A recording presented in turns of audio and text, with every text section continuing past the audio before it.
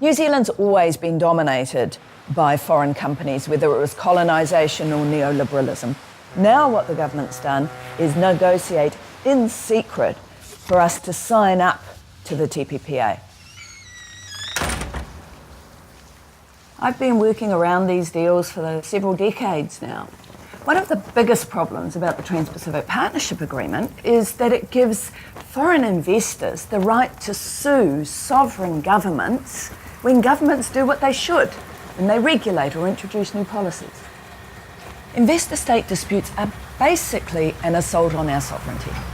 They challenge our right to have our government act in our interests in the future.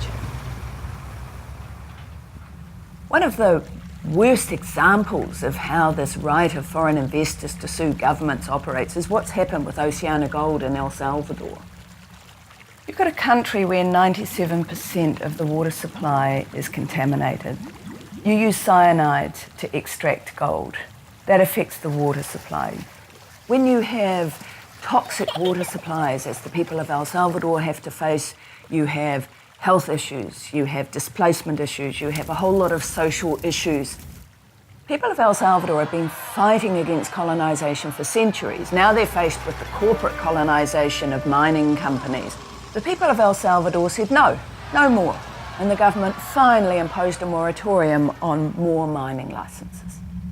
Oceana Gold has turned around and sued the government of El Salvador under an agreement with the US. It wants $300 million from a really poor country.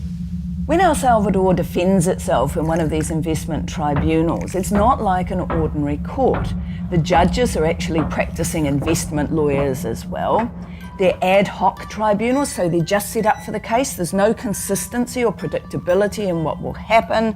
So it's a real problem. It's a dodgy system. Oceana Gold in El Salvador is just one example of a whole series of outrageous cases that use these investor-state processes. There's a massive backlash internationally against them. This backlash is a groundswell that is only going to grow. Around the world, governments are withdrawing from these agreements. They're saying no more. So we need to join with them and make sure that this deal never happens. Oceana Gold already has operations in New Zealand. So for New Zealand to bind ourselves more deeply into this regime is an abdication of the responsibility of the government for the future.